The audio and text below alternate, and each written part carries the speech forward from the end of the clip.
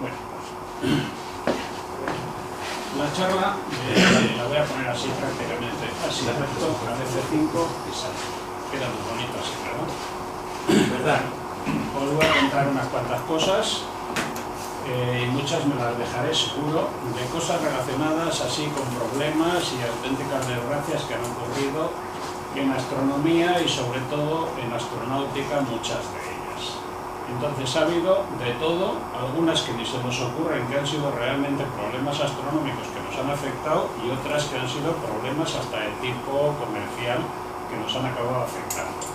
Entonces, sobre ello, pues lo primero, que el cielo nos amenaza. Todos hemos visto hace unos cuantos días el famoso meteorito ese que pasó por ahí por Siberia y que a las 4:30 de la mañana parecía que era de día a pleno sol, y creo que todos estamos hartos de ver el vídeo y la verdad es que era increíble cuando uno lo ve.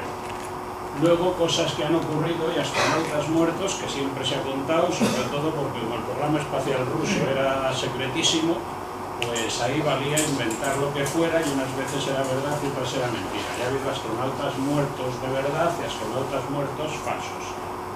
En el sistema americano normalmente han sido bastante más claros y por eso sabemos todos los patinazos que tuvieron, pero lo cierto es que en general los que se les murieron están contados perfectamente. Ahora también los rusos, pero durante mucho tiempo no se sabía nada de eso. Luego ha habido problemas con los telescopios, con diversos telescopios, que es lo que pongo aquí como los telescopios con gafas. Ha habido problemas con auténticos muertos en la carrera espacial, bien durante la Guerra Fría, porque aunque aquí no oficialmente se vendía como la conquista del cosmos, en realidad era que tiene el lanzador más potente y puede tirar la bomba más gorda enfrente. Porque en el fondo los cohetes que tenían eran misiles intercontinentales que en vez de ponerles una bomba nuclear, pues lo que hacían era poner una cápsula más o menos adaptada para que aquello no se desmontase y tirarlo para arriba. Y en el fondo lo que pesaba una bomba nuclear y una cápsula no tenían demasiada diferencia. Luego ha habido fallos en vuelo, cohetes y cápsulas que han ido por ahí arriba y han ido fallando por mil razones. Y luego otra cosa de la que se habla poco, pero que puede ocurrir, es el gran apagón. Que de repente un día directamente la civilización desaparezca por diversas razones astronómicas. Cosas que vienen del cielo. Las que todos sabemos que vienen de por ahí arriba, sobre todo los ingleses, han sido las V2. Las V2 pues fueron un invento de von Braun, que la verdad es que lo supo hacer bastante bien una vez que corrigieron los fallos que tenían con la primera bomba volante, con la V1. La V viene de venganza o algo así, en alemán, que es una palabra impronunciable, que por lo menos yo me siento incapaz de hacerlo, Vereinbullen o algo así. Tú seguro que la sabes mejor, ¿verdad? ¿Cómo? Vergeltungswaffe. Sí, bueno. Entonces, la V1 les dio un montón de problemas, era un avión de mala muerte, hablando rápido, pero que llevaba un buen explosivo en la punta y que si ahora nos cuentan que tenía las alas forradas de cartón piedra y que encima lo equilibraban con periódicos porque no estaba muy bien hecha, pues nos sonaría risa, pero eso era la realidad.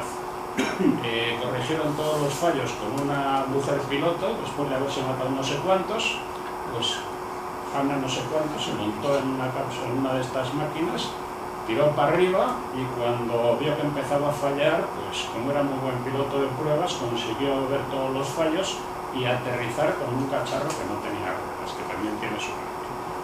Ahí aprendieron un montón sobre todo lo que no se debía hacer y luego hicieron la V2. La V2 ya era un cohete con todas las de la ley, llegaba a 90 o 100 kilómetros de altura, o sea que entraba en lo que ahora llaman el espacio exterior, y desde allí pues caía, y caía sobre donde le mandaban caer, que era sobre Londres. Tiraron no sé cuántas, como 200 o algo así. Las V1 la verdad es que se las cargaron casi todas por Calais, a la que cruzaban el canal, pues directamente los sistemas de baterías se las cargaban y vieron que ya no hacían mucho efecto. Pero las V2, cuando te enterabas de que había caído, era cuando el ruido de la explosión te llegaba, no cuando la veías caer, o sea, eran a posteriori. Y bueno, como era durante la guerra, además tenía mucha emoción, porque siempre contaban no sé qué zona de Londres que han caído no sé cuántas V2, lo cierto es que tenían menos puntería de la que nadie se imagina, y todo el mundo leía en el periódico que su casa estaba volada, y él decía que no estoy viviendo, pero bueno. Pero estaban en guerra y se trataba de que el enemigo creyera que apuntaba bien. Luego, otra cosa que viene del cielo son asteroides, cometas y todo tipo de piedras volantes que hay por ahí. Las conocemos todos, tenemos hasta un grupo de cometas y de asteroides, pero en general de esto se habla poco, pero ya ha ocurrido más de una vez que alguno se ha acercado lo indebido. Luego están los neos, que es eso mismo, pero más grandes, son cuando ya son asteroides de un cierto tamaño, que si nos dan de pleno, pues nos pueden hacer algo más que un problema local, y que pueden arrasar, pues... Yo hablaría de futuro. Las harán. Mejor. Seguro, vamos. Están ya pasando, vamos, ahora que ya tenemos catalogados el 90% de los que tienen un cierto tamaño, vemos que pasan muy cerca. Hasta ahora es que ni siquiera teníamos capacidad de detección. Pero un cierto tamaño pueden ser ya bastantes metros, ¿eh? Bastantes metros significan que si cae, arrasa la ciudad sobre la que caiga. Pero con que sean de unos cuantos metros, si cae puede arrasar bastante. Y luego los satélites artificiales pues también son una cosa que cae. Normalmente pues porque ya están muy viejos y han perdido eficacia o ya se les han gastado las baterías y nadie se preocupa de ellos, al final acaban cayendo. Ese es un problema que tiene una solución muy simple. Mandarlos al sol.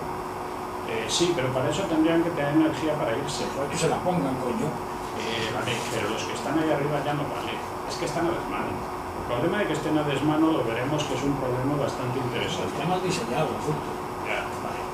Entonces, las de las V1 y las V2, pues ya os he dicho, la del señor von Braun, que fue probablemente el mejor experto de cohetes que hubo en mucho tiempo, alcanzaron el espacio exterior, como ya os he contado.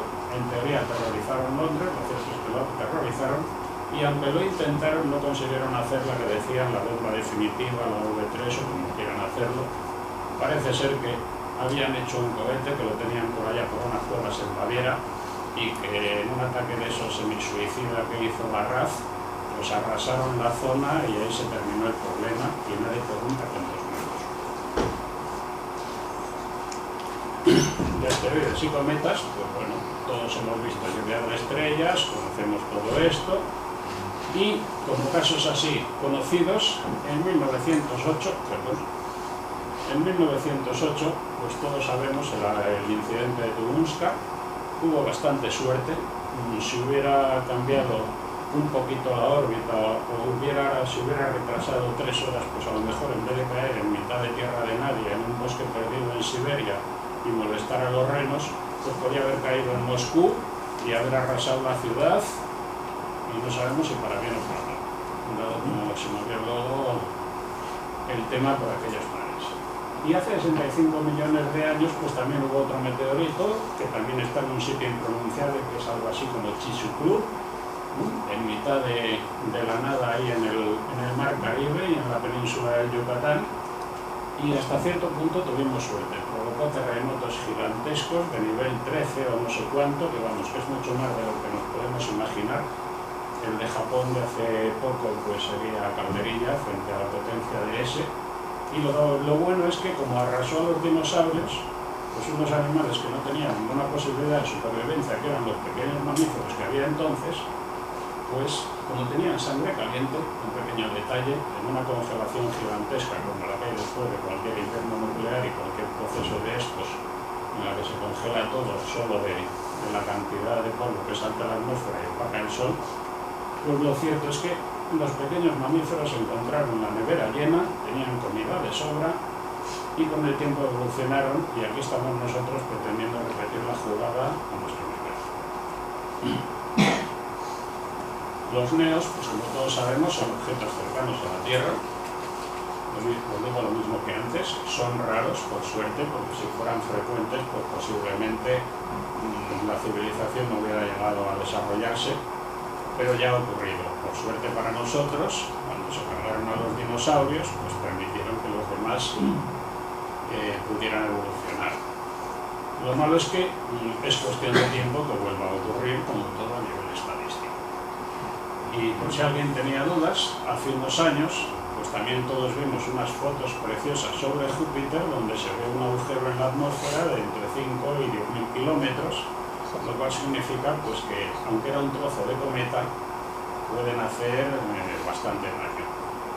Últimamente, pues cada vez que hay algo parecido a eso, salen los medios de comunicación y es cuestión de tiempo el que ocurra. Esperemos que mucho, que para entonces estemos preparados. Aquí tenéis una bonita foto de Júpiter a tamaño real y ahí la mancha, que si os fijáis en el tamaño de Júpiter, que son unos 100.000 kilómetros, pues esta mancha puede tener tranquilamente 5.000 kilómetros, o sea, bastante grande. Los satélites espaciales son otra cosa que, puesto que está por ahí arriba, relativamente lejos de la Tierra, pero relativamente cerca de la Tierra, la atmósfera superior, que es una manera elegante de decir donde casi nadie encontraría nada, por mucho que se empeñara en buscar, pues sigue habiendo moléculas y sigue habiendo rozamientos. Y esos rozamientos pues acaban haciendo que se pierda energía cinética y con el tiempo pues los satélites van perdiendo órbita. Otras veces directamente es por algún fallo en el satélite que se va o por mala leche provocada, como un cohete que tiraron los chinos a tirar otro satélite para comprobar y para demostrar al mundo que tenían buenos cohetes y que tenían puntería. Y dispararon sobre un satélite que había descatalogado, lo volaron en trocitos, aumentaron la basura espacial y ellos se quedaron muy a gusto y los demás muy enfadados. Otras cosas que han caído pues ha sido el Skylab. El Skylab pues, fue un invento que hicieron los americanos pretendiendo hacer una estación espacial, pero bueno, tuvo una serie de problemas que luego los veremos. Otra cosa que cayó fue la Mir, que tiene muy mala prensa, pero que fue algo realmente glorioso, como también veremos. El Apolo 13, pues todos sabemos los problemas que tuvo porque salió en todos los periódicos, pero problemas ha habido prácticamente en todos los lanzamientos. Lo que pasa es que los corregían para el siguiente. Como siempre se aprende de los errores. Incluso en el Apolo 11 estuvo a punto de ser un auténtico desastre, solo tuvo, como tantas veces, mucha más suerte de la que se quiere reconocer. De hecho, las malas lenguas cuentan que cuando Armstrong le fue a dar al botón de encendido, pues se le rompió directamente la llave de encendido y que tuvo que andar con un boli y conseguir encajarlo. Si es verdad o es una leyenda urbana, por ahí está. Pero vamos, que les pasó de todo también es cierto, y que cuando aterrizó a Capón, dejándolo caer prácticamente desde 2 metros, le quedaban 30 segundos de combustible. Y estaba en un auténtico mar de rocas casi. Aunque las fotos mejores que tenían, pues detectaba que aquello era lícito. Sencillamente no había resolución. Luego ha habido otra serie de problemas y la basura espacial, que es un problema hoy por hoy, sobre todo para los satélites, pero que cada vez lo será más. Porque todo lo que sube por ahí arriba, había una rara costumbre de hacerlo explotar para quitarse el problema y al final se acaba llenando todo de basura. En este momento ni se sabe los miles de trocitos pequeños, medianos y grandes que puede haber. Y volando algún que otro kilómetro por segundo de velocidad, pues hasta un grano de polvo puede hacer un agujero bastante bueno. Astronautas. Problemas con los astronautas. Aquí también hay picaresca y hay realidad. Hay una serie de astronautas que en teoría pues, tuvieron problemas espaciales y otros que llamemos problemas especiales. Esto sobre todo lo que sabemos es de los rusos, ahora que ya más o menos sabemos un poco lo que pasó. Cuando hicieron la primera selección de astronautas, pues seleccionaron cerca de 20. Entonces todo el mundo se puso muy contento, los que les habían seleccionado, y alguno de ellos, bueno, pues dejó de ser astronauta por diversas razones. Y otro, sencillamente alguien se inventó un nombre, se corrió el bulo y hasta ahora. Y luego pues hubo accidentes reales o problemas reales, tanto en tierra como en el despegue, en el aterrizaje y en todos lados. Los que no fueron astronautas, o cosmonautas que dejaron de ser. Como ya os he contado, una vez que hicieron la primera selección, todos muy contentos y automáticamente a celebrar. y el vodka pues entona mucho, pero hace perder algún que otro reflejo. Más de uno se murió esa noche porque directamente pues encontró un coche en su trayecto al que él iba con el coche y se mató. Otros fue todavía más divertido porque claro, andaban haciendo el burro, les paró la milicia y cuando les paró empezaron: no sabes con quién estás hablando, yo soy astronauta, yo soy cosmonauta, ¿tú qué te crees que eres? Les dieron un severo correctivo, pasaron nota y directamente desaparecieron de la lista. Aunque hoy día parezca de coña, eso es así. Y de los 20 al final quedaron bastantes vivos. Y hubo otros que alguien dijo que eran astronautas porque se le había ocurrido o había diversas cosas por las que parecía que era astronauta. Entre ellos el hijo de Ilyushin, el diseñador de aviones, que trabajaba en el Instituto de Aviación o el Instituto de Medicina Espacial, y luego hay otra serie de cosas que ya entran en las anécdotas.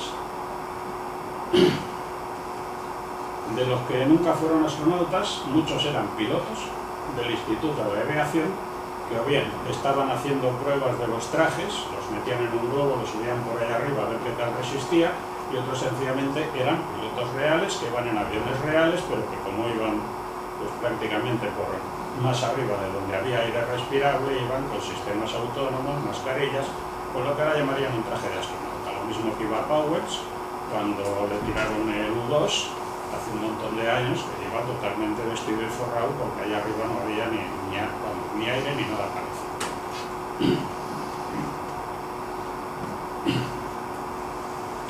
El enano del Caje.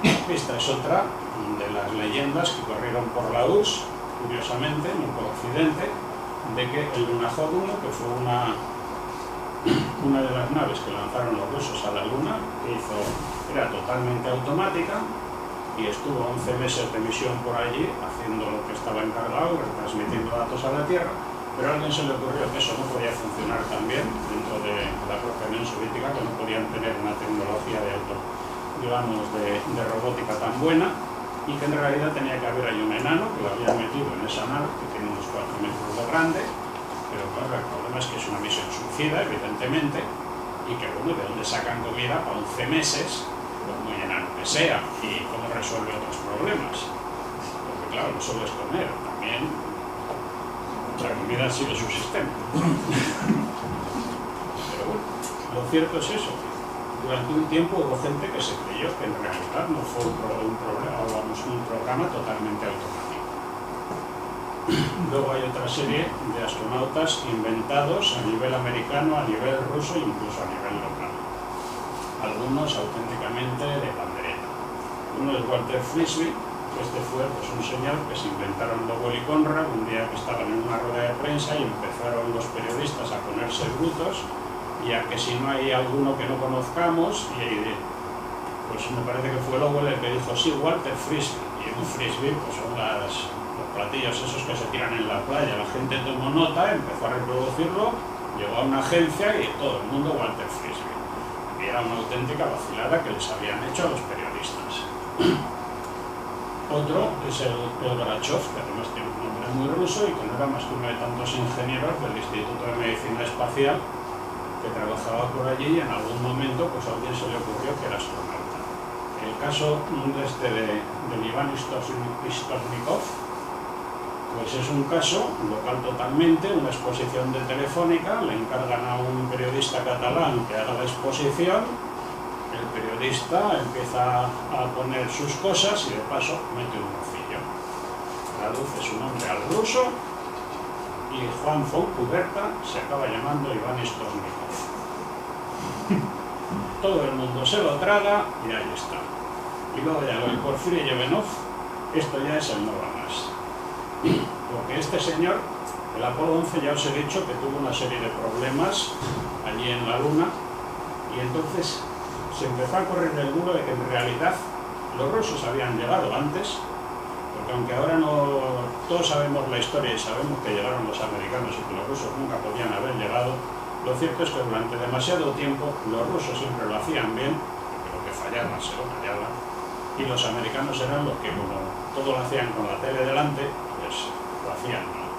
Y que la razón por la que al final acabó volviendo a Tierra el Apolo 11 es que este señor estaba por allí, repintaba justo donde iban a aterrizar los americanos, a nadie le preocupa al parecer, según cuentan iba desnudo, la cosa más razonable en la Luna, y luego alguien que debía saber ruso se dio cuenta de que Porfiry Yevhenov significa Porfirio el jodido.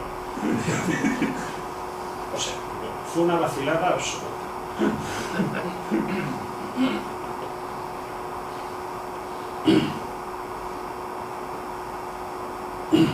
Una vez que hemos contado un poco esta pequeña parte, ya la segunda parte también hay que tenerla en cuenta, que es la guerra que había entre diversas potencias. En un momento fue la Guerra Fría y posteriormente fue la Guerra Comercial. En esta segunda fase seguimos. Y esta parece ser que es más caliente que la otra, que gracias a Dios no se calentó. Si alguien se pone a mirar cómo funcionan algunas herramientas a las que estamos acostumbrados, nadie lo pensaría. Pues aquí te dicen, coge algo que arde o explota, y ya de paso que sea tóxico.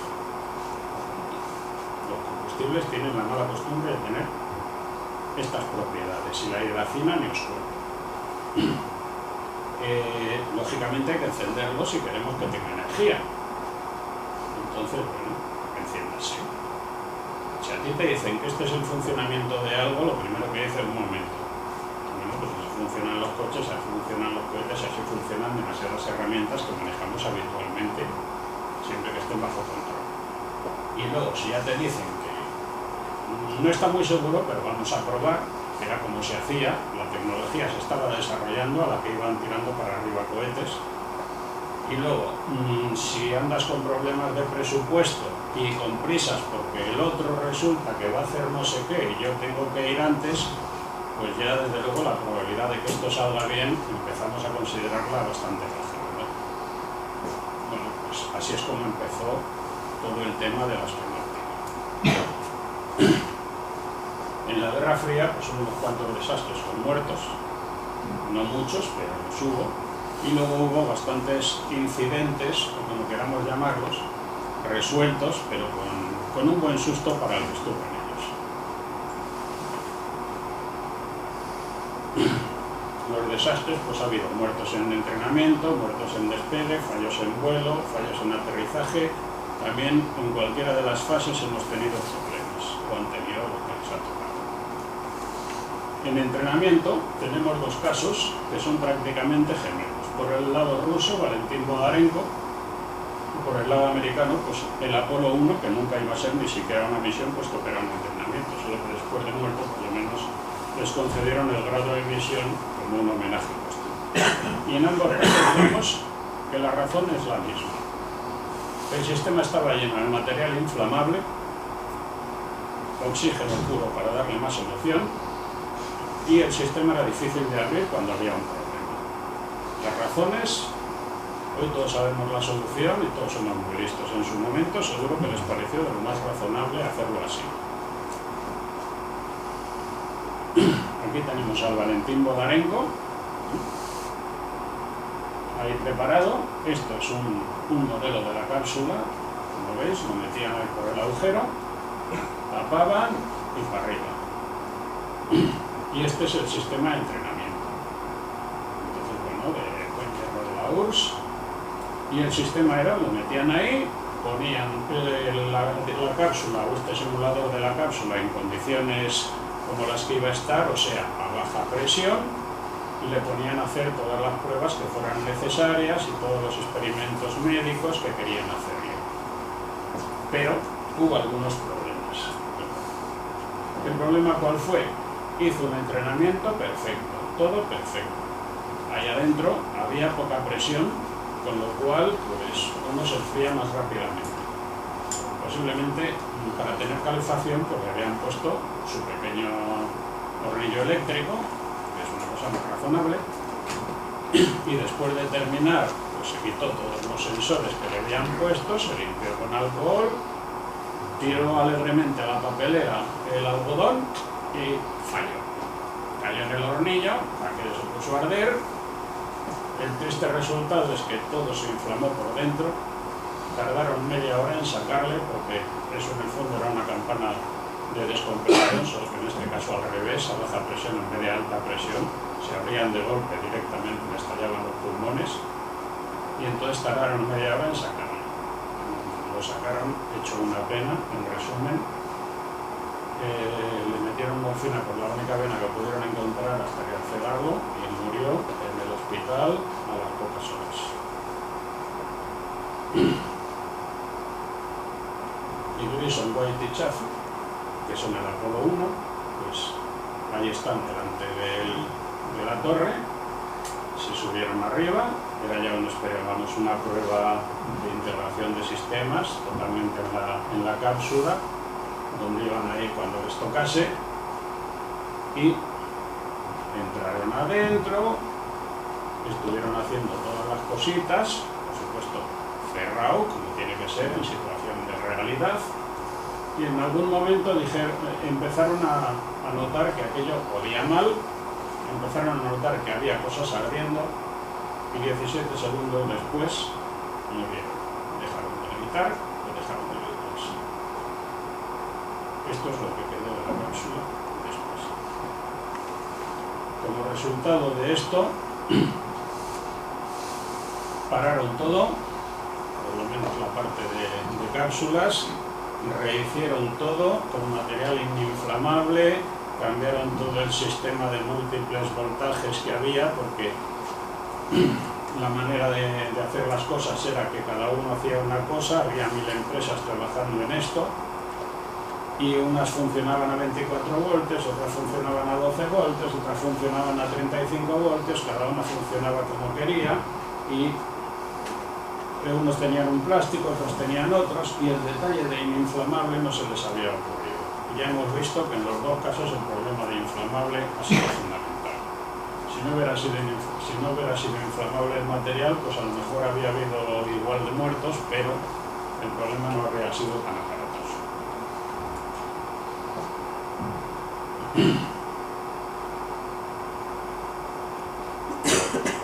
Luego, fallos en vuelo ha habido también por los dos lados, tanto soviéticos como americanos. A nivel soviético, el primer fallo fue el de la perrita Laika, el segundo satélite que tiraron, ya con un bicho vivo, un chucho callejero que habían cogido allá en Moscú, lo metieron en su cápsula y lo tiraron. Y luego pues ha habido diversos muertos, que son pues, Komarov y Volkovsky, Volkov y Bartsayev, que venían de las Ayutu.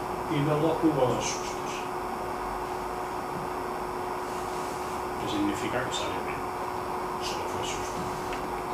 Aquí tenemos a la perrita Laika, ahí abajo está metida en su sistema, y hay una foto un poquitito más detallada. Subió para arriba, perfecto, pero el sistema de regulación de temperatura no funcionaba bien y el pobre bicho acabó cociéndose. De todos modos, no tenían previsto que sobreviviera y cuando cayera, pues se hubieran dormido. Es muy triste, pero era la manera de hacer las cosas en aquella época. Además, no eran ciudadanos soviéticos, o sea que no había problemas. Lo de Komarov es un caso totalmente triste. Después de haber conseguido poner al primer hombre en el espacio y tener un montón de hazañas que contar por delante de los americanos, pues con los americanos con el tiempo más lentitos pero más controlado y hablando rápido, mejor hecho y con un buen plan a largo plazo, iban comiéndoles terreno. Hubo un momento en el que decidieron que tenían que hacer algo espectacular, que tenían que lanzar varias naves y hacer alguna cosa, y decidieron que tocaba hacer un lanzamiento por cuestiones políticas y para ganar a los americanos en lo que pasara. Lo cierto es que la nave era una Soyuz, me parece, pero todavía no estaba terminada, luego acabó siendo una de las naves mejores que ha habido nunca. Y entonces, bueno, pues decidieron que había que lanzar. Aunque todos los que estaban en ello decían que no, el que mandaba era el Politburó, dijeron que sí, y bueno, hubo sus problemas políticos. Le tocaba a Komarov subir, pero como todos sabían que no funcionaba. Gagarin se cogió un avión sin pedirle permiso a nadie, se fue a Moscú y se plantó allá en el Kremlin a ponerles verdes y a decirles de todo. Y dijo que él quería subir, que pues era el primero que había subido. De mientras, aparte de entretenerle un poco, decidieron que subiera. Y Komarov dijo que para que se mate Gagarin me mató. Resumiendo, es muy triste, pero es así. El cohete subió, la nave, vamos, la cápsula se despegó, el sistema de control automático de posición no estaba logrado, gastó todo el combustible que tenía para todo el trayecto antes de conseguir ni siquiera algo parecido a una órbita estable, y después ya, pues una vez que ya se veía que la cosa no funcionaba, suspendieron todo lo que pensaban hacer de mandar otra nave para enlazar con ella.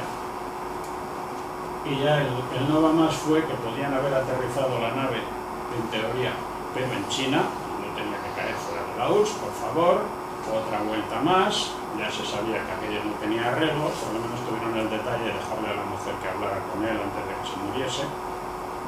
Lo cierto es que el resultado fue todavía más desastroso porque a la que volvía a tierra, el paracaídas no se desplegó bien, se enredó, el golpe fue pues espectacular, con un agujero de varios metros y encima se incendió la nave cuando cayó a tierra, con el poco combustible que debía tener por algo. O sea, un caso tristísimo por meter la política donde solo tendría que mandar la técnica.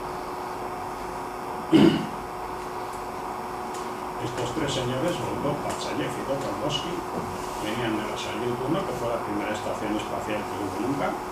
Luego hubo varias Salyut, hasta la 5.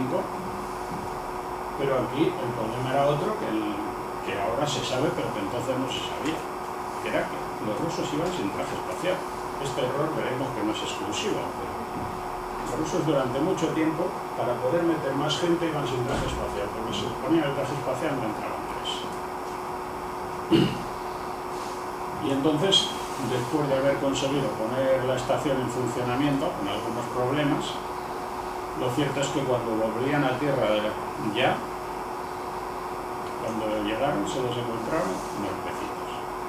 Y el problema era que, lógicamente, pues allá arriba está completamente aislado, pero en tierra para poder abrir hay que compensar presiones, y había un agujerito que se abría, entraba el aire de fuera, se compensaban las presiones y entonces se podía abrir la cápsula sin problemas. Bueno, pues debió por abrirse más arriba de lo debido y los señores directamente perdieron todo el aire con el que podían mover bajo la tierra. Se los encontraron muertos en perfecto estado. Muy triste, pero esa es la realidad.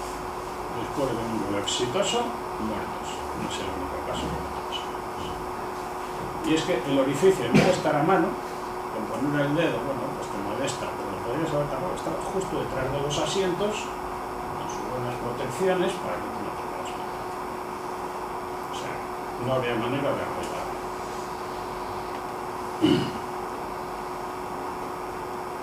Y ahora venimos un poco a los sustos, aunque en su momento no nos lo parecieron porque nos vendieron otra vez. El primer paseo espacial lo vendieron como uno más de los logros soviéticos. Entonces los soviéticos lo hacían todo bien y los americanos lo hacían todo mal. Ahora los soviéticos lo hacen bien porque siguen con la tecnología de hace tiempo súper probada, y los americanos pues han tenido que abandonar sus tecnologías y volver a las de antes. Estaba todo probado menos un detalle: el traje en el vacío. Y el traje no era rígido sino de goma. Entonces salió, se paseó triunfalmente delante de una cámara de televisión, nos echaron a todos la peli por la tele, y como no somos rusos, y cuando volvió resulta que no salió. Para salir, pues hubo que abrir la cápsula, pero si había que abrir la cápsula, había que ir con trajes. Volvemos a lo de antes, iban sin traje. Llevaban un traje para salir. Pero entonces, ¿cuál fue la solución? La solución fue: A, la cápsula va; B, lleva una especie de esclusa desplegada. Cuando hay que salir, se le da, la esclusa se despliega, abres, pasas, cierras, abres la esclusa, sales, dices hola, qué guapo soy, Y después vuelves, te metes, cierras la esclusa, abres, te metes, cierras la cápsula, tiras la esclusa y qué contentos. Aquí tenemos la foto oficial, que no tiene nada que ver con la realidad y que se ve claramente que es un montaje hoy en día pues de pena. Por entonces, esto reproducido en un periódico en blanco y negro hasta podía colar. Y como se ve, pues con el CCCP, todo bonito y muy elegante y parece bonito y todos los somos. Encima el mar negro. La realidad, pues el traje estaba sin terminar del todo, ves que la primera C está medio borrada, y la última parece que es de otro color, el traje está bastante hinchado. Y es que el problema es que el traje era de lono, y en el vacío pasan algunas cosas raras. Se había hinchado. Y lo que pasa es que les da por dilatarse. Tienen manías. La esclusa estaba llena de salientes, que le da emociones. Tenía que haber entrado de pie, pero mientras estaba montando el número delante de la tele, pues el traje se había hinchado, las manos se le escapaban y él estaba pues flotando dentro del propio traje. Tuvo que abrir una de las válvulas para dejar salir el aire que tenía y por lo menos deshinchar parcialmente el traje para poder volver, porque no entraba, que tiene su emoción. Entró de alguna manera, pero entró de cabeza, no de pie. Nadie sabe cómo consiguió cerrar la parte de la esclusa que daba hacia el espacio, abrió la cápsula, entró, se quitó el traje, sudada, blasfemada, de todo. Y el piloto de la nave, calladito.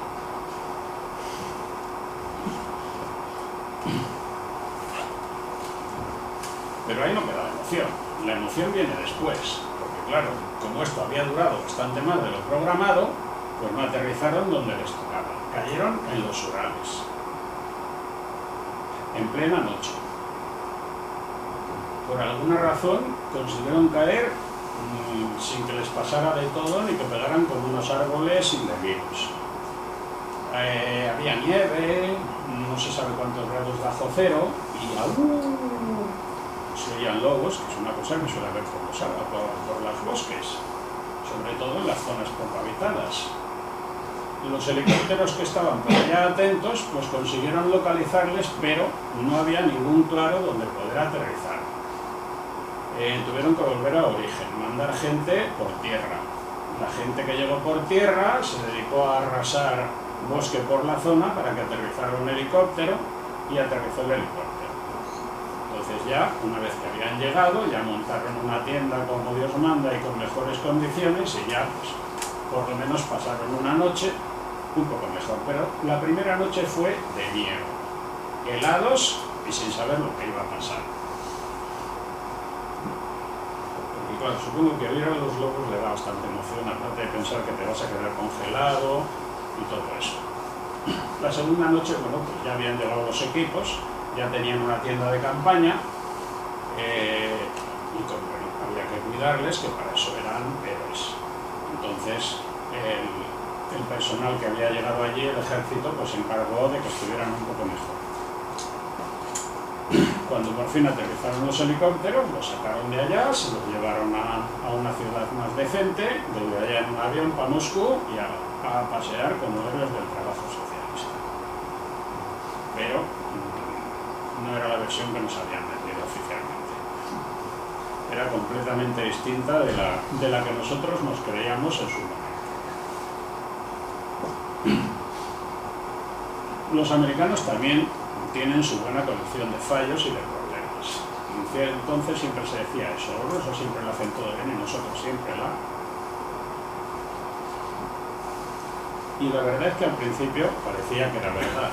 De hecho, vamos, se utilizaba el programa espacial para vender lo bueno que era el sistema de economía planificada contra el decadente modelo capitalista.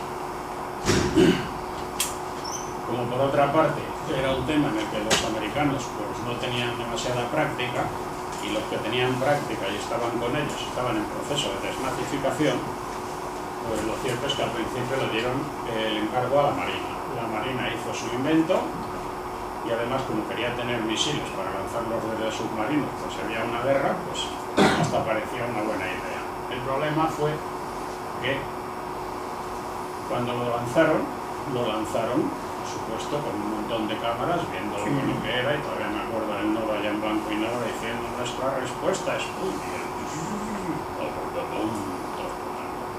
A ver si consigo. Y ya.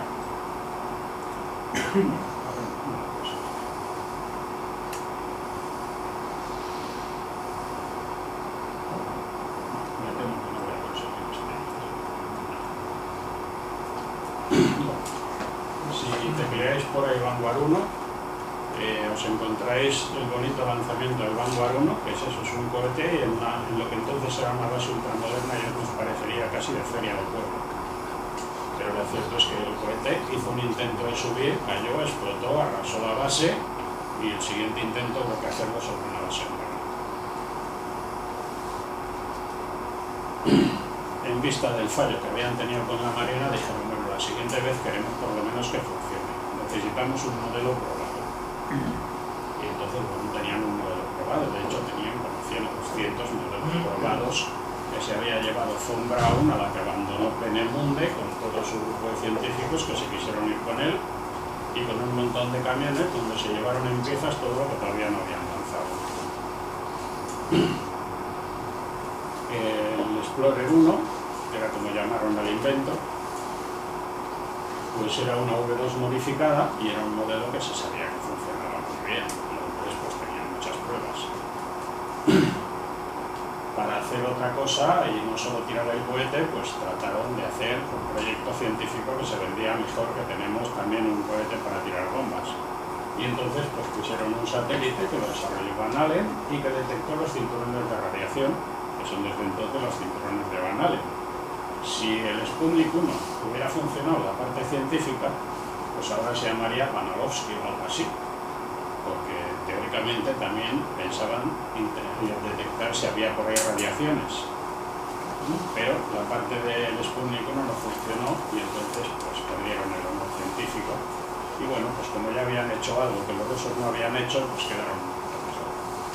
Aquí tenemos a Pickering, a Van Allen y a von Braun cogiendo el Explorer, era de ese tamaño, un cohete de 2 metros, que en realidad pues lo ponían ahí arriba porque todo lo demás era una V2 a la que le habían cambiado un poco la apariencia para que no se notara del todo.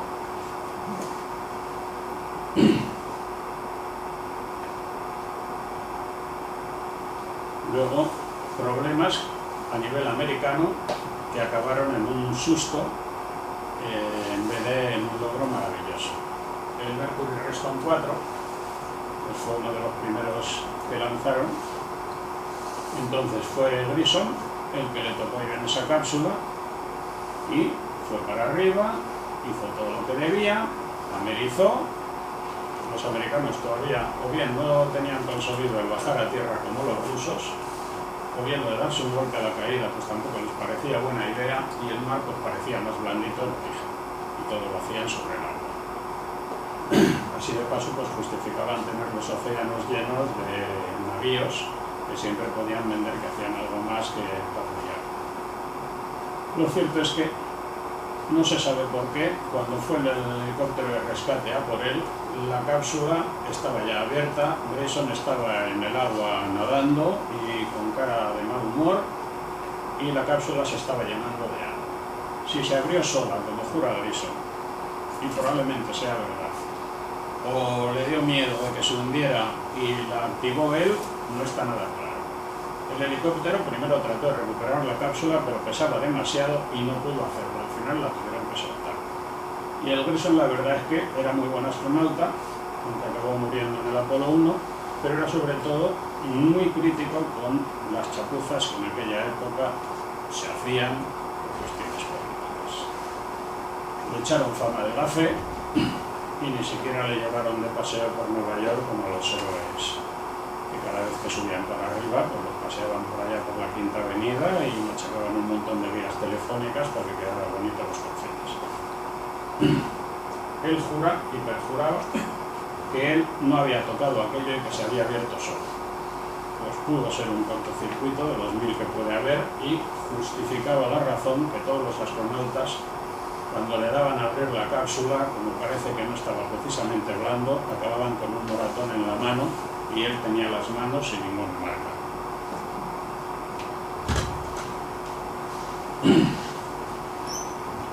Sigue habiendo cohetes de la serie Mercury y posteriormente de la serie Gemini, que como su nombre indica ya van dos. En las Mercury lleva uno solo, en las Gemini llevan dos, en las Apollo llevan tres. Entonces, uno de los puntos importantes del programa Gemini era intentar hacer una cita espacial.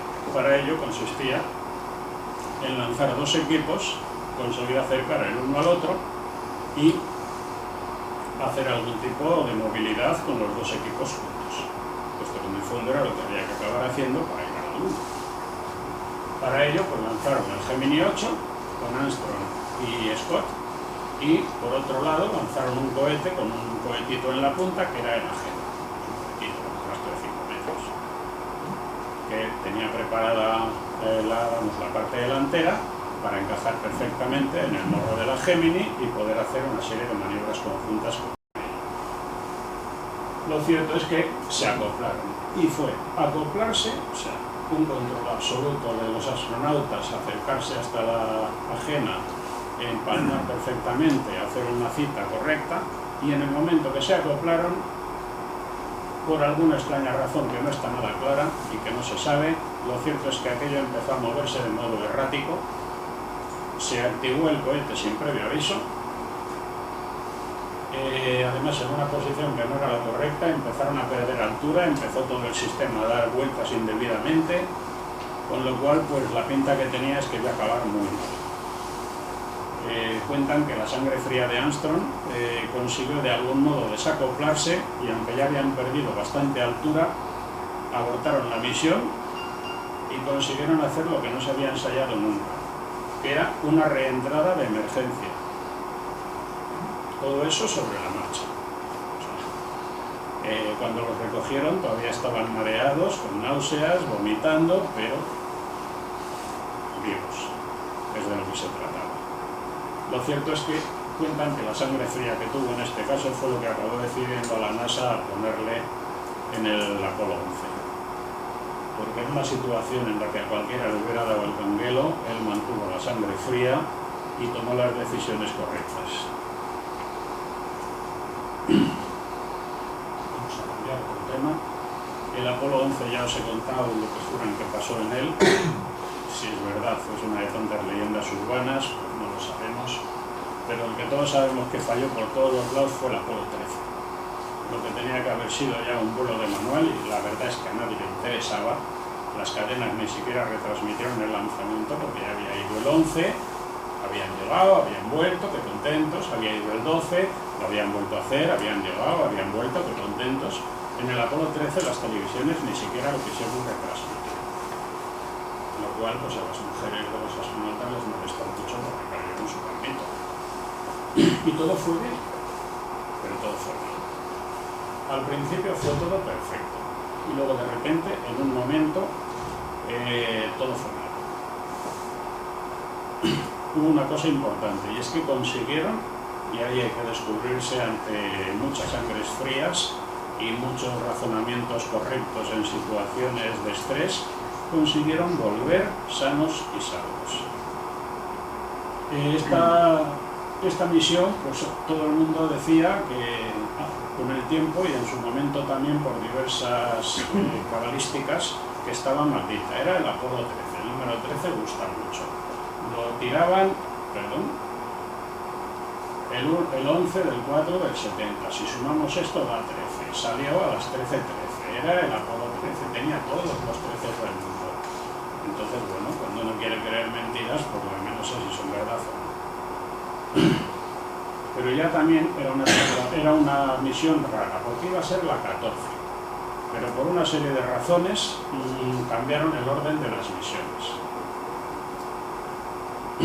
Slayton, que era el jefe de los astronautas, Slayton es un astronauta de la serie Mercury que nunca llegó a subir hasta el transbordador espacial, porque le detectaron una pequeña anomalía cardíaca, y entonces como no sabía nada, pues lo descatalogaron, pero como ya lo habían enseñado como astronauta, bueno, pues algo hay que hacer con él, y estaba de jefe de astronautas.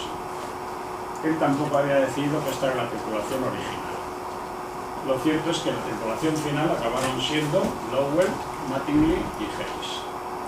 Pero al final hubo un cambio, y es que en vez de Mattingly, que era el que tenía que haber ido a cargo de la nave, pues lo cierto es que pusieron a Schroeder. Y la razón es que, bueno, pues a Mattingly le tocó ir en una fiesta familiar al cumpleaños de un sobrino, y uno de los niños que había por allí tenía la varicela.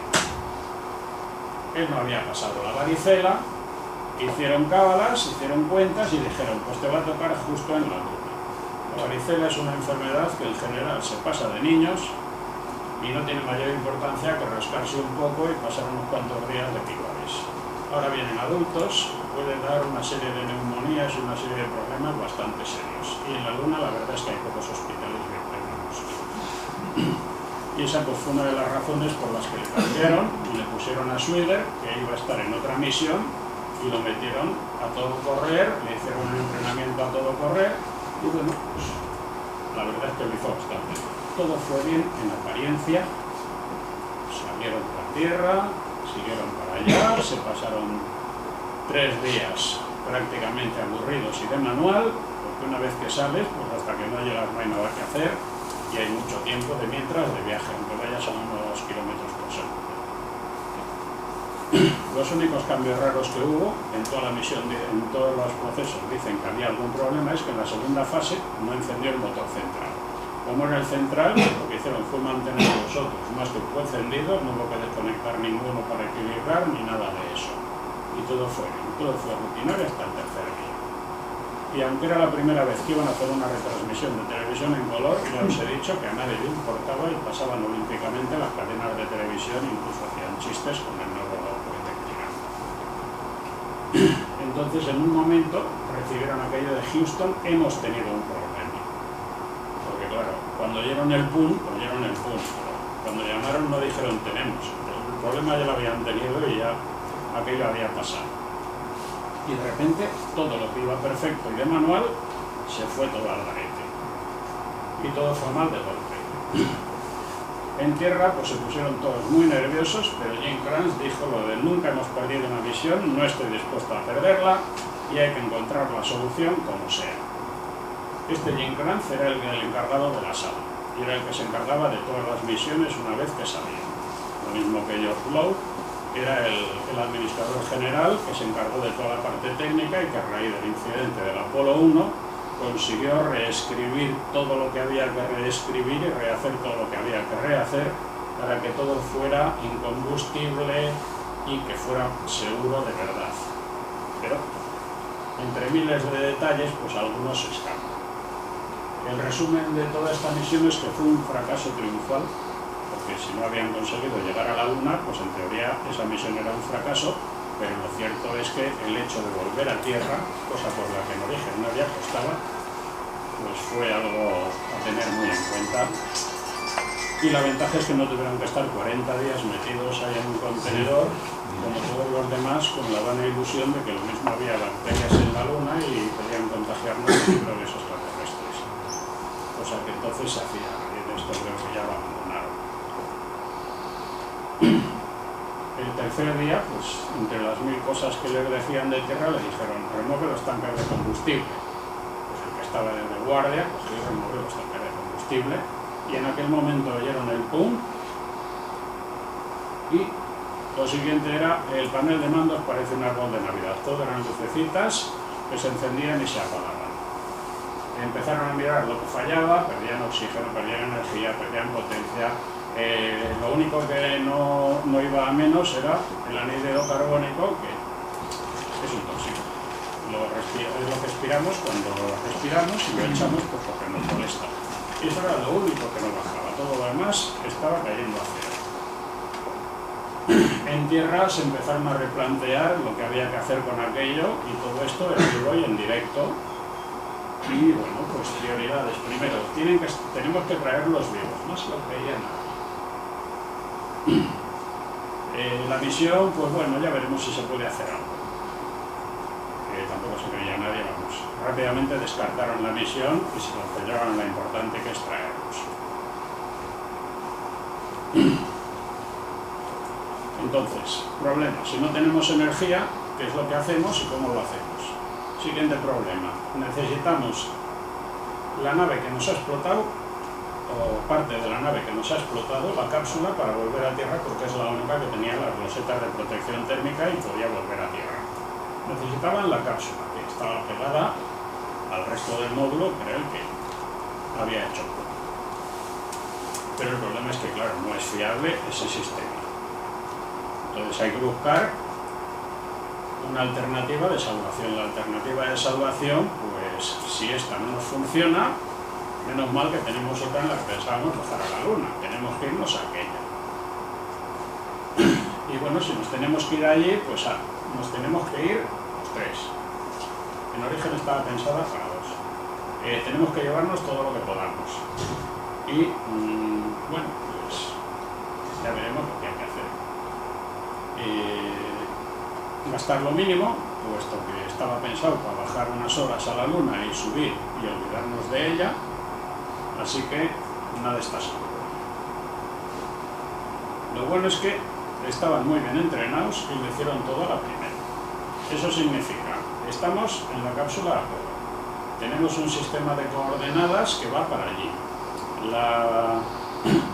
El módulo lunar está apuntando en el otro eje. Tenemos que transferir los datos al otro computador, nada de por una red, como ahora, ¿vale? Cambiando el orden, ¿os acordáis de los cuadrantes en trigonometría? Bueno, pues todo eso, aplícalo sobre la marcha, que tiene sus emociones. Bueno, pues consiguieron hacerlo todo. Al final se amontonaron en el módulo lunar de pie todos. Y eso era lo único que tenían, porque hubo que desconectar la cápsula Apolo, porque lo que tuviera y la poca energía que le quedase era con la que tenían que volver a Tierra, y si había que hacer algo aquí, pues había que hacerlo en ella. Luego esta la tenemos que conservar hasta que sepamos qué se puede hacer con ella. Y de mientras a la otra. Para darle más emoción, puesto que tampoco tenían demasiada agua, pues Heise tuvo un problema renal, se puso enfermo, le dio la fiebre, habían quitado a Mattingly porque podría haberse cogido la varicela y podría haberle dado allá arriba. Y a cambio de ello, pues consiguieron tener a un señor de verdad enfermo allá arriba. Entonces, como ya os he dicho, pues todo eso a todo correr y en unos pocos minutos. Llevarse todo lo que les pareciera que era práctico y conseguir de mientras sobrevivir. Y luego, pues la emoción era que había que conseguir dar la vuelta a la Luna, eso estaba logrado.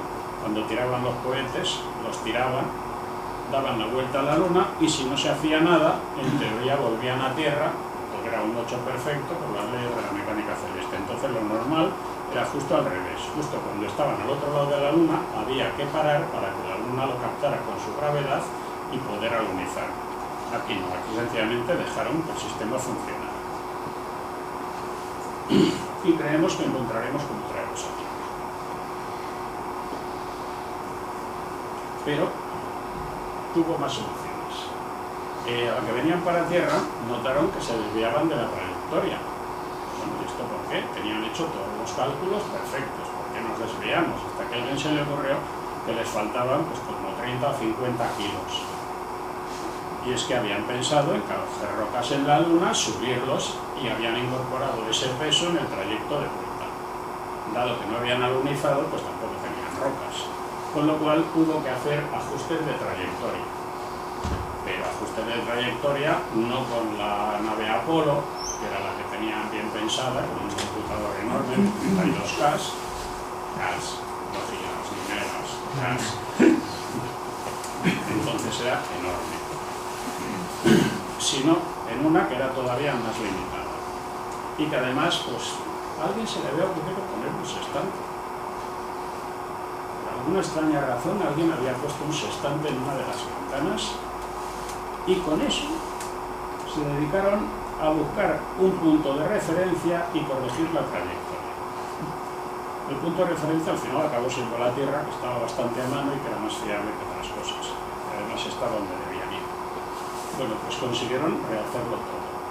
Y luego, bueno, pues ya venían los detalles, pues cuando estemos cerca de tierra habrá que revitalizar el módulo, habrá que soltar habrá que revitalizar esto ¿cómo se llama? La tercera fase, el módulo Apolo, habrá que soltar la parte que ya no nos interesa, quedarnos solo con la cápsula y bajar a tierra. Entre otras muchas cosas, mientras volvían hubo otra explosión, aunque eso normalmente pues, no se sabe.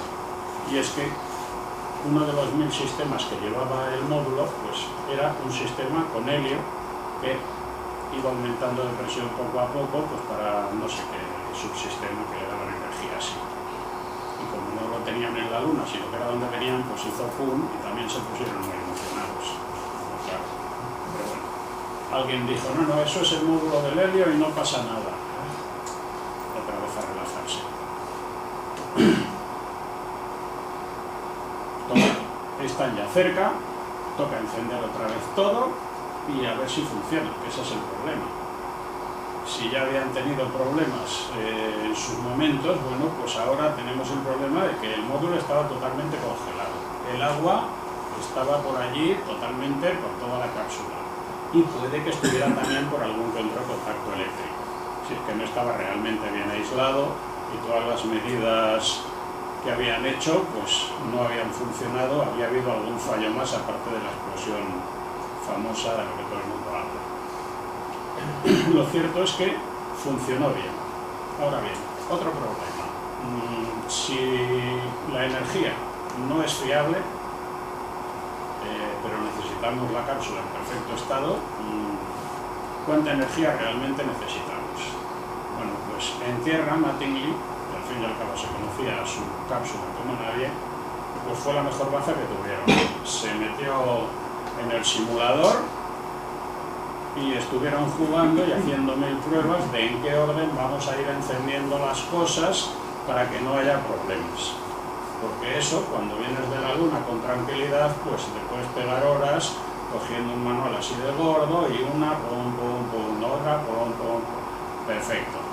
Pero lo cierto es que ahora todo eso no existía porque estaba congelado y una vez que lo encendieras tenía que salir bien a la primera y lo que era un proceso de horas, pues a ver en cuánto tiempo lo hacemos. Lo cierto es que empezaron a depurar cómo hacerlo todo. Cuando ya creyeron que con la poca energía que calculaban que les quedaba podían hacerlo, les dijeron coger una hoja y empezar a copiar. Así que cogieron por la parte de atrás del manual y empezaron a copiar. Quitaron todo lo que eran tonterías o cosas aparentemente sin importancia, lo extrajeron al mínimo, a lo que realmente era necesario y pasaron de horas a unos pocos minutos el orden en el que había que poner todos los 1000 interruptores que había. Porque no es como ahora que el ordenador y el programa lo enciende y lo apaga todo. Entonces era pum, pum, pum, pum, pim, pum, pum, pum, pum. O sea, una serie de cosas en un orden. Ahora no pensamos en cómo era esto hace 30 años. Lo cierto es que no falló nada de lo reescrito, o sea, que lo habían hecho de descubrirse. El problema fue que, claro, cuando se acerca a la atmósfera y empieza a pasar de verdad a la atmósfera, pues todo aquello es un mar electromagnético. Se pierde todo el control y lo que normalmente eran 3 minutos o más, se alargó más. Es el tiempo más largo que ha habido nunca de una reentrada. Fueron 4 minutos y 32 segundos. A partir de los 3 minutos ya todos estaban muy nerviosos. A partir de los 3 y medio, pues no os cuento. Y cuando pasaron de los 4, pues ya todos pensaban que se habían churrascado en la reentrada y que algo les había fallado, porque además había que entrar por un pasillo de medio grado súper estricto, porque si no, si te vas un poco de lado, pues rebotas y das vueltas por el sol, y si te vas por otro lado, pues entras de punta y directamente te churrascas, que era lo que pensaban.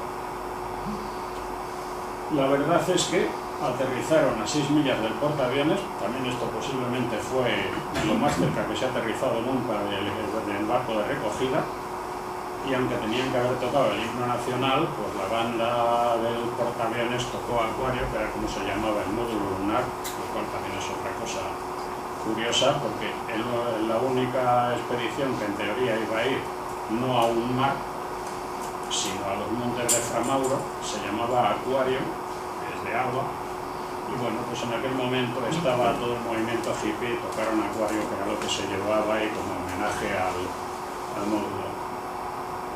Y lo cierto es que luego había otro problema, y es que el módulo lunar se tenía que haber quedado en la Luna. El módulo lunar como sistema de energía llevaba a Plutón 238 como tantísimos sistemas que se mandan al espacio, porque es un buen isótopo, que tiene una vida media bastante larga y que para generadores termoeléctricos pues funciona muy bien. Los antinucleares organizaron la suya y al final pues tuvieron que tirarlo al Pacífico Sur, porque claro, no lo podían abandonar antes. Entonces pues se enfadaron mucho los de Nueva Zelanda porque lo tiraron a una fosa que había por allá y por allá debe estar. Aquí tenéis como cuando ya se separaron, veis que prácticamente pues, los 4 módulos que tiene el cohete, pues uno estaba totalmente volado, que al final era un problema de diversos voltajes y de una serie de problemas que habían tenido con este equipo, bueno, pues que era un equipo, hablando rápido, reciclado. El reciclado veremos que también ha dado más problemas, y aquí pues los 3 señores ya en el portaaviones, todos contentos y saludando. Y el comandante del portaaviones haciéndose la foto con los héroes que pasó esto.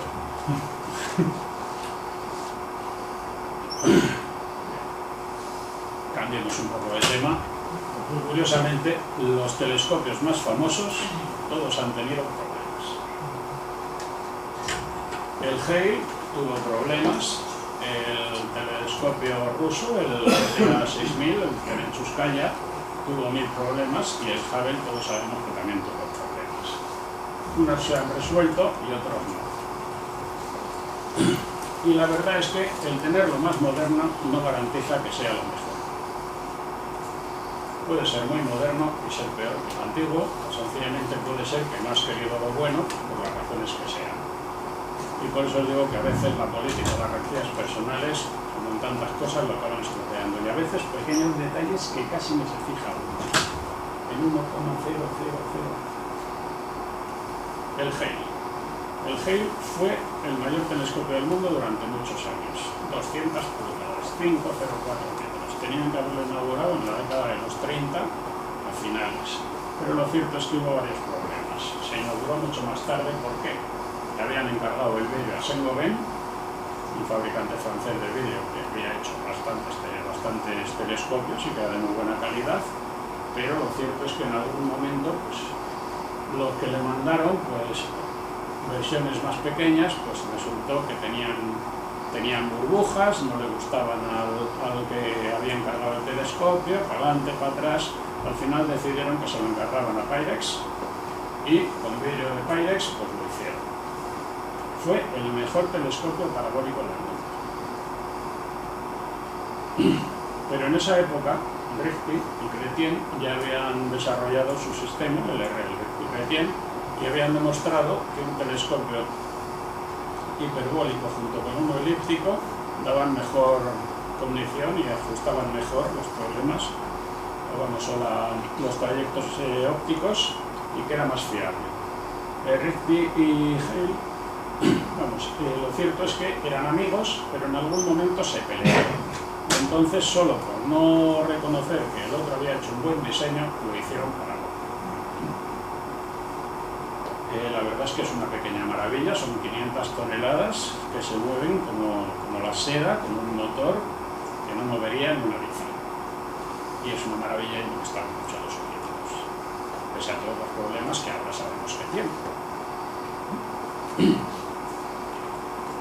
Y en esa época los telescopios se hacían también para observar en visual. Y todo telescopio tenía, como veis aquí, su hueco en el foco para poner un astrónomo y que mirara. Hoy nos reiremos. Entonces era habitual mirar. El BTA-6000 fue la respuesta soviética: yo quiero más. BTA significa algo así como Bolshoi Telescopia Central, o sea, gran telescopio central. Y si ellos le tienen de 5 metros, nosotros de 6. Y lo hicieron de 6 metros. Fue el primero en diseño altoazimutal y no ecuatorial. Tuvo un montón de cosas realmente novedosas y bien hechas, y que desde entonces casi todo el mundo lo hace así. Fue el primero computarizado. Le pusieron un mural que se encargaba de todo y que además les valía para tener ordenador en la zona. El problema es que en Zelenchuskaya, en pleno Cáucaso, pues hay tormentas, el aire está húmedo, el aire se remueve mucho, además de 2000 metros de altura, en los que respirar está un poco más difícil para la gente que vive aquí. Y luego ya, pues, los tradicionales problemas presupuestarios de los soviéticos, que cuentan que incluso se dedicaban a traer película de Turquía de contrabando para poder hacer las fotografías. El problema es que además estaba mal tallado, con lo cual las imágenes que sacaba pues eran las equivalentes a un telescopio de la mitad de tamaño, bien hecho. Este problema se ha resuelto el año pasado, en que desmontaron el espejo. Un espejo de 6 metros ocupa como esta sala casi, o sea que no es un invento pequeño. Lo retallaron, le quitaron casi 1 centímetro y parece ser que ahora la curvatura está ya bien hecha. Supongo que seguirá dando mucho juego y ahora mucho mejor, pero sigue estando en un sitio infernal. Aquí tenéis el bonito BTA, que es un mamotreto gigantesco.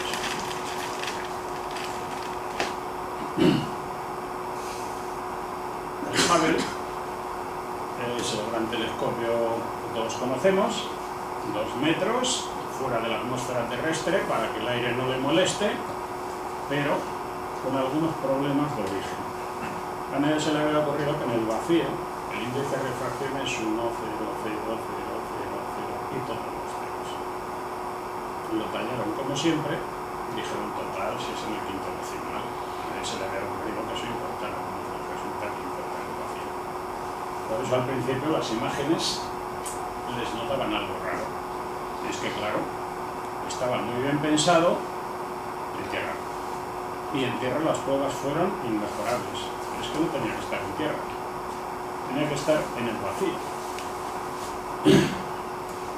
Cuando se dieron cuenta de esto, pues estaban ya las lanzaderas espaciales en la que lo habían llevado en funcionamiento con su buena cartera de pedidos, militares y no militares. Y claro, si hay que arreglarlo, pues tenemos que subir ahí arriba, capturarlo, meterlo en la bodega, cambiarle todo lo que haya que cambiarle. Si de mientras, como han pasado varios años, mejorar lo que podamos mejorar y luego volverlo a soltar y a ver qué tal. Bueno, pues con el tiempo acabaron haciendo eso. De mientras, pues había habido fallos razonables, envejecimiento de equipos, varios giroscopios de los que tenía ya estaban no funcionaban, solo le quedaban me parece que 2 y creo que llevaba 6, con lo cual pues estaba a punto de morirse. Lo revitalizaron en el último extremo, le pusieron una lámina correctora, lo volvieron a lanzar y desde entonces cambió. Si antes eran unas imágenes fabulosas, a partir de ese momento ya fueron inmejorables de verdad. Y ahora que ya está en buen estado, pues dicen que no lo van a mantener porque quieren uno todavía más grande, de 6 metros, y bueno, pues en esas estamos. Ya han hecho algún mantenimiento, pero ya no hay lanzaderas, con lo cual ya hay un grave problema para atenderlo. Es cuestión de tiempo que deje de poderse hacer. Aquí tenemos el bonito Hubble. Como veis, pues bueno, está forrado, tiene su tapa. Estaciones espaciales, otro tema donde ha habido un poco también, aquí más que graves problemas, ha habido bastantes incidentes, aunque alguno pues ha sido lamentable. La primera fue la Salyut, que ya os digo que fue toda una serie, cuando abandonaron esta fase que iban por la 5. Luego está el Skylab, que los americanos, pues como no podía ser que los rusos tuvieran una estación espacial, pues inventaron la suya. Y como habían quitado del proyecto Apolo los últimos 3 que tenían contratados, pues había que darles alguna salida y a alguien se le ocurrió tirar uno vacío y y dentro pues hacer una estación espacial. Y luego está la Mir, que fue ya el sucesor de la Salyut, y finalmente la ISS, que es la que tenemos ahora. La Salyut, ya os he dicho que hubo varias. Fijaos que la primera la tiraron en el año 71, o sea, hace ya bastante tiempo. Y prácticamente a los 2 años de llegar a la Luna, los americanos, y prácticamente cuando estaban abandonando su programa. Por cuestiones de que no valían mucho los cohetitos y que total, ¿para qué? Ya no lo necesitaban. Y entonces montaron la Salyut 1, los astronautas que hemos dicho, y a la que bajaban, pues se abrió el agujerito de compensación de presiones y murieron como ya os he dicho. Era directamente para aplicaciones militares y querían adelantarse a los americanos, aunque los americanos respondieron con el Skylab. El Skylab tuvo una triste historia, como veremos, y al final lo sustituyeron a las estaciones Salyut por la Mir, que esta fue un logro fabuloso, aunque para todo el mundo pues solo se acuerda de la época en la que tuvo problemas, que la verdad es que fueron bastante limitados. Aquí tenemos una imagen de la Salyut, desde una de las muchas progres que lanzaron para abastecerla, todas en vuelo automático. La única vez que fueron sin vuelo automático tuvieron problemas. Los rusos hay que reconocerles que el vuelo automático lo tenían conseguidísimo. El Skylab fue la respuesta americana, yo también. Reaprovecharon trozos de un Saturno, lo lanzaron en 1973, pero no funcionó bien nunca. Ya cuando subió, dio problemas, perdió un panel, perdieron energía, perdieron el escudo térmico, pasó de todo. El resultado es que tuvieron que hacer apaños para tratar de que aquello funcionara de alguna manera y decir que no nos ha salido bien. Porque eso por definición no se puede. Estas cosas, aparte de toda la parte científica, es la política lo que hay detrás. Si no consigues que el Congreso te apruebe un presupuesto de un montón de millones, aquello no funciona, cuando no funciona ni puede efecto. Lo cierto es que acabó con el tiempo perdiendo altura, acabó cayendo, se las arreglaron para tirarlo en una zona desértica de Australia y los australianos, con un humor un tanto particular, pues le pusieron una multa a la NASA por tirar basura en el desierto, que era territorio protegido. El Skylab, como veis, es un tanto extraño porque aquí le falta un panel. Esto que debía ser el escudo térmico, pues es una lona que le pusieron los primeros astronautas que subieron, que bastante hicieron con entrar en una cosa congelada, con mala energía, y que encima se recalentaba cuando pasaba por el lado del sol y se congelaba cuando pasaba por la sombra. Entonces tuvieron que ponerle esa lona por encima, y no quiero preguntar de dónde salió ni por qué llevaban una lona, porque es otra de las cosas que de repente aparece una lona en mitad del espacio de buen tamaño, porque a lo mejor ya lo tenían planeado, nunca lo sabemos. Y así estuvo pues el poco tiempo que estuvo dando vueltas por ahí antes de que lo abandonaran directamente. Tuvo varias tripulaciones que básicamente lo que hicieron fue mantenerla y no hicieron casi nada en serio.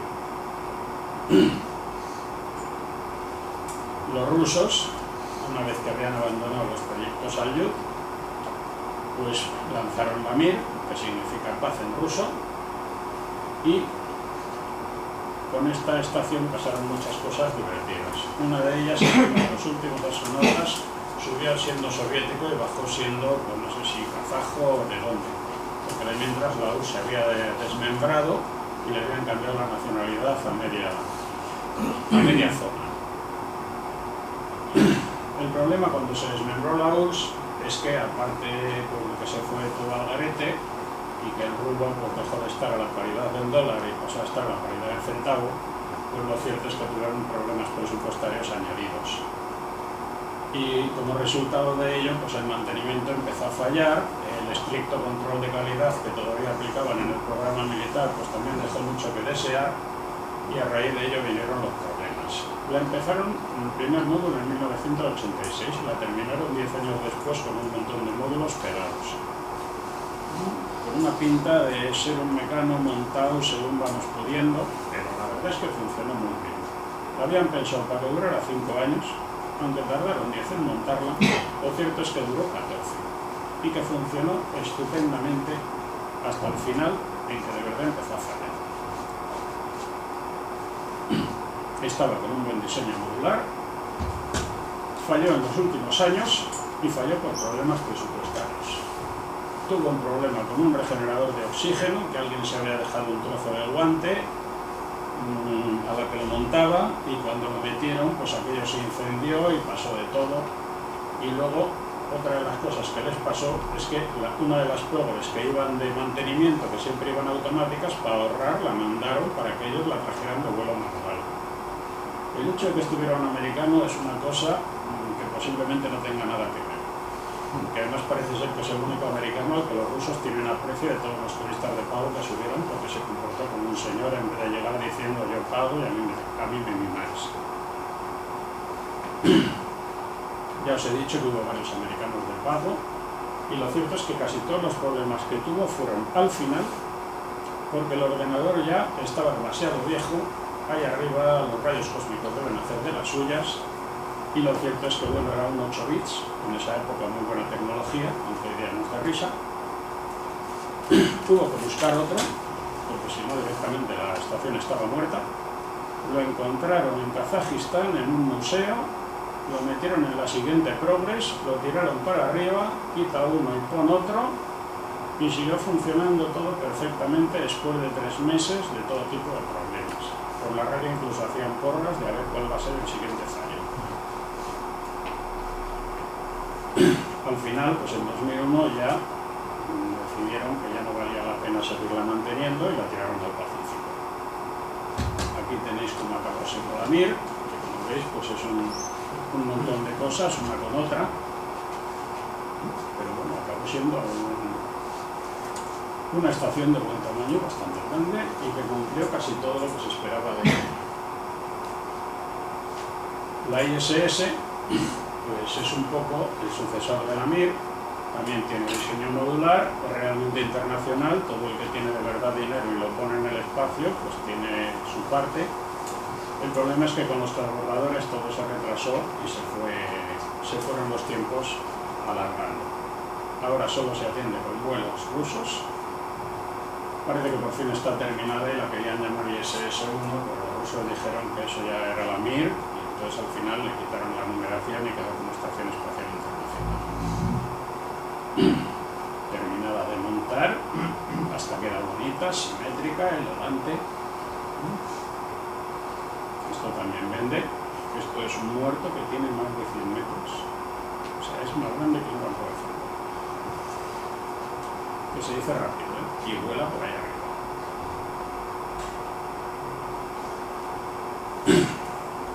Y ahora, bueno, pues no sé si salir o lo cortamos aquí y salimos otro día, como queráis. Pero son ya las 9.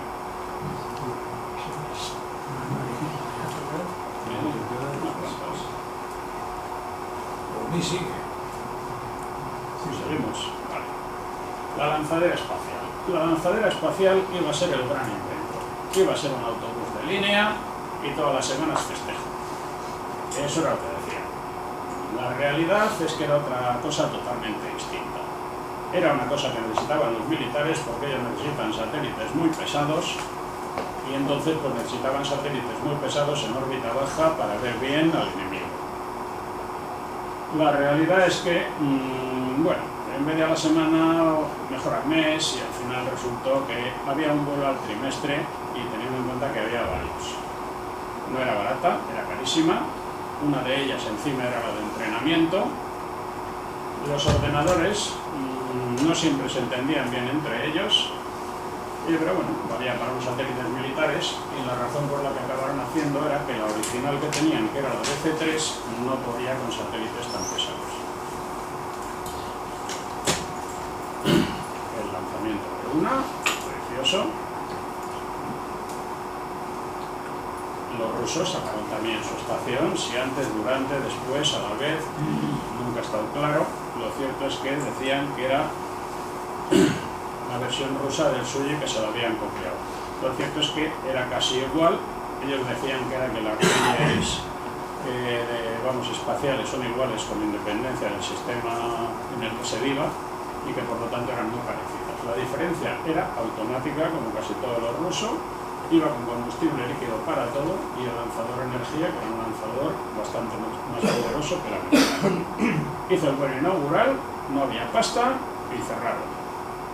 Se llevaron el original a un hangar y unas copias que habían hecho para lucir las dieron a algunos museos, un par de copias.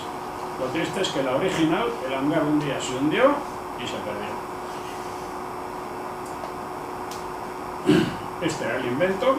Como veis, en vez de 3 cohetes lleva 4 auxiliares. Ahí al fondo se le ve que lleva más cohetes y bueno, pues esto era lo que montaban sobre el otro. Es más grande, tiene más carga. En ese sentido era mejor que el americano. Y además era automática, no había que jugarse la vida de la gente. Que ese es otro problema que veremos. Y ahora vamos a una parte que viene incorporada a todo lo que nos está pasando. Los humanos nos creemos más de una vez más listos que nadie y creemos que nos podemos saltar las leyes. Y a mí hay estas dos frases que me gustan. Hay dos frases de infinito: el universo y la estupidez humana. El primero no estoy solo. Entonces, demasiadas veces nos creemos que sabemos hacer las cosas sin haberlas probado del todo, como ya hemos visto. Y luego hay otra frase en la que veremos ahora también que tiene mucho que ver con la siguiente fase, que es cometer errores es humano, pero para calarla de verdad hace falta un modelo.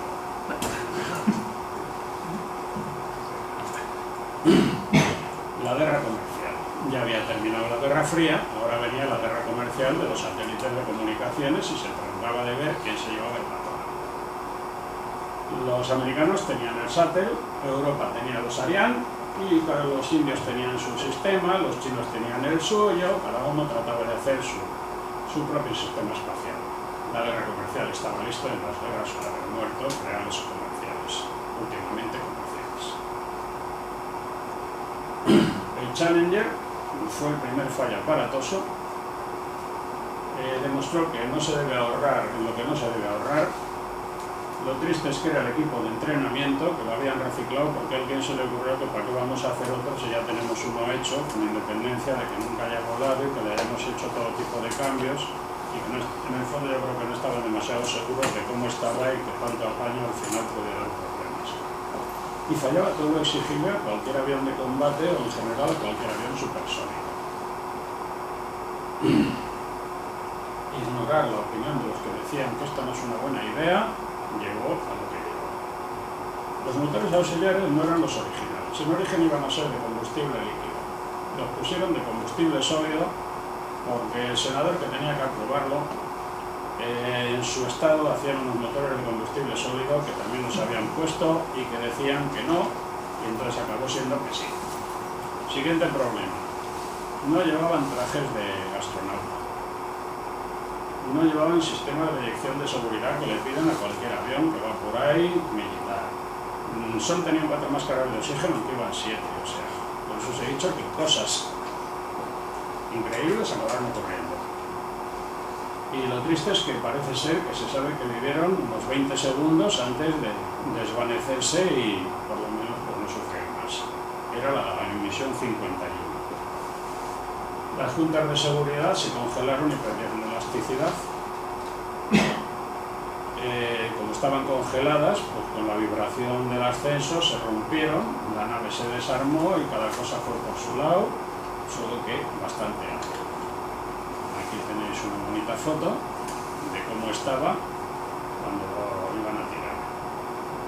Los técnicos decían ni se os ocurra y a nivel político dijeron para adelante.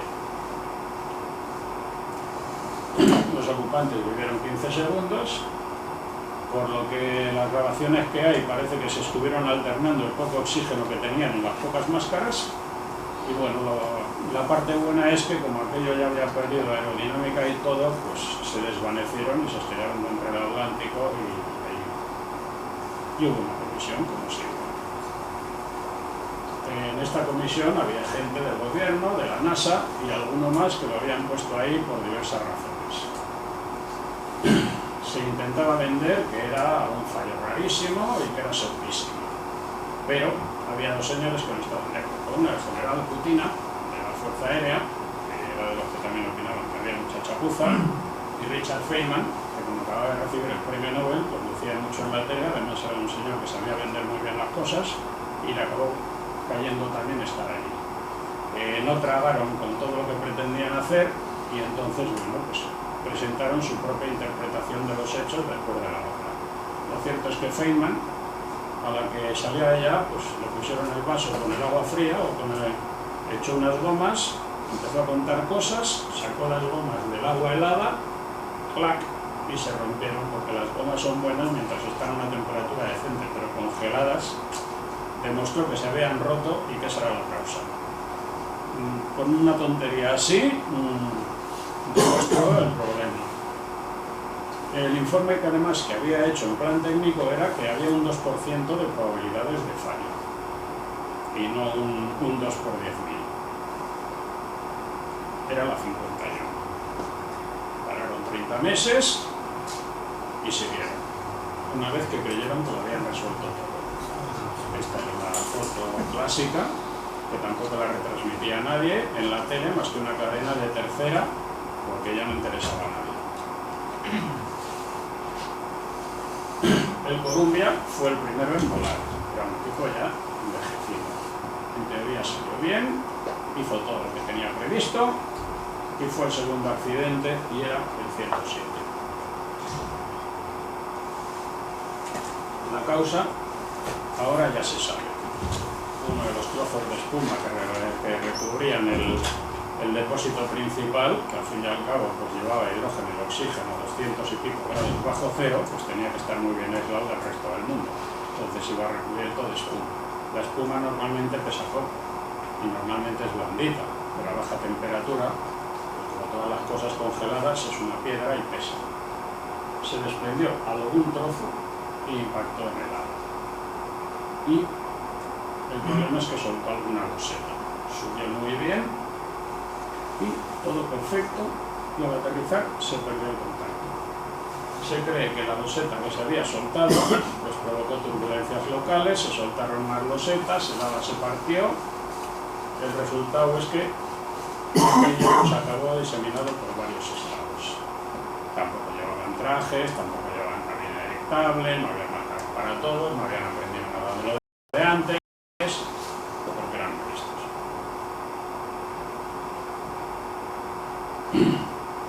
Y era la 107.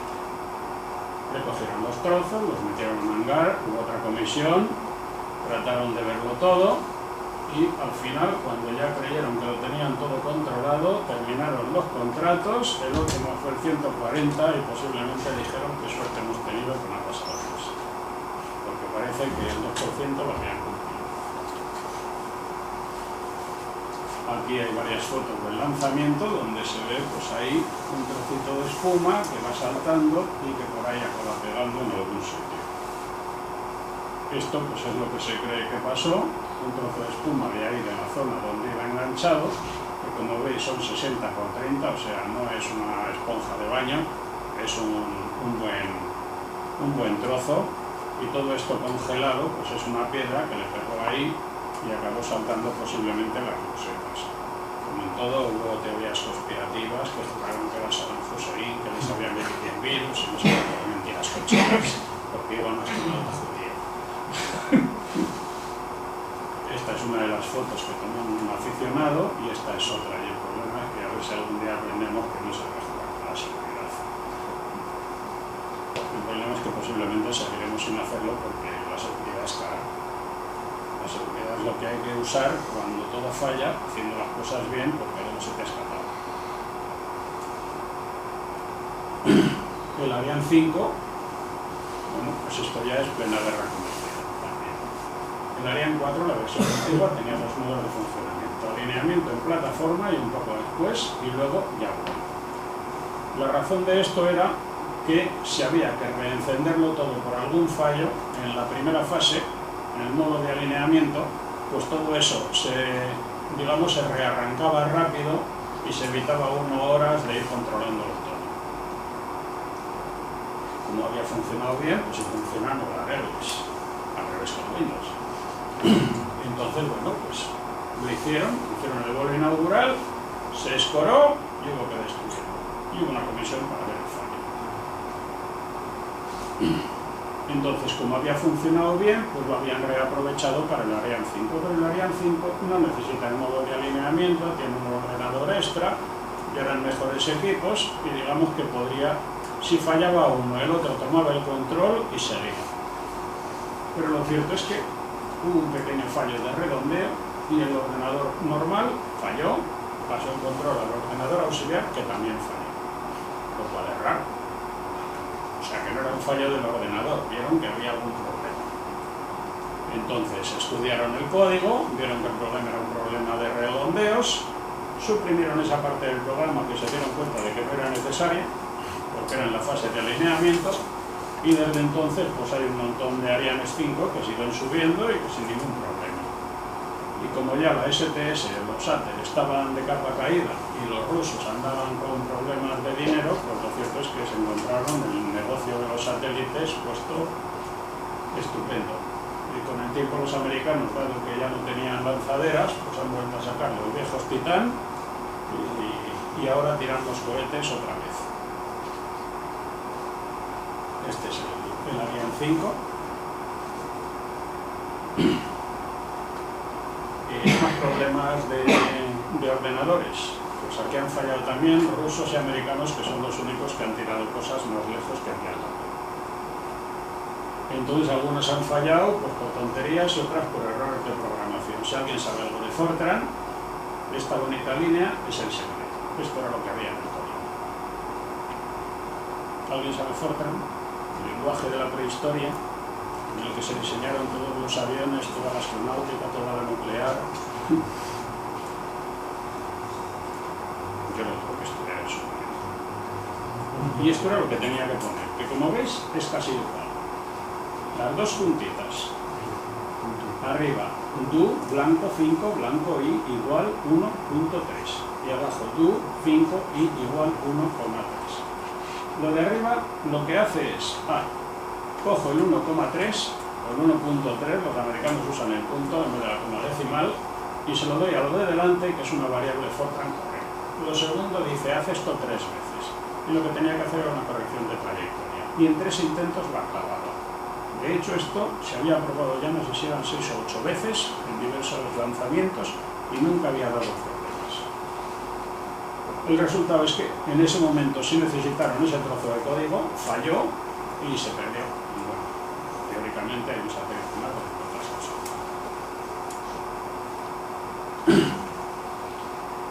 Los americanos pues, lanzaron también alguna que otra nave a Marte, y había un problema de millas y kilómetros, porque parte la hacía la ESA y parte la hacía la NASA, y bueno, pues digamos que cayó a prueba. Los rusos tuvieron algo más divertido con la Phobos 1, el símbolo perfecto, que ya nunca se supo nada.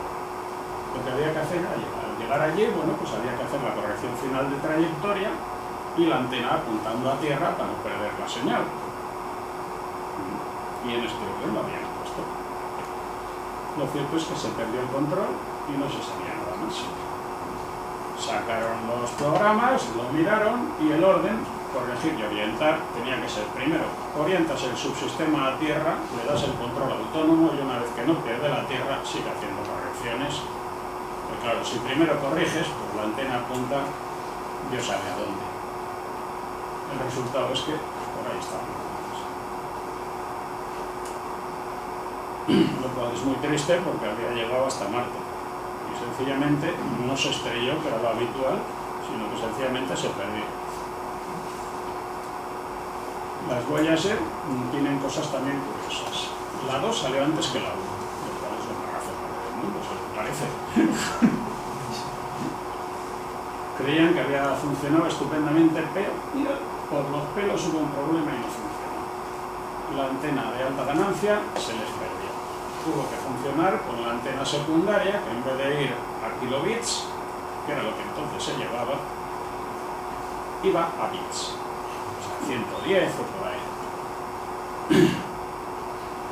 Y el problema de estas naves es que llevan un generador termoeléctrico de plutonio y que aunque siga funcionando, pues ya han pasado un montón de años y ahora casi no tiene potencia. Porque funcionar, siguen funcionando por allá por donde sea.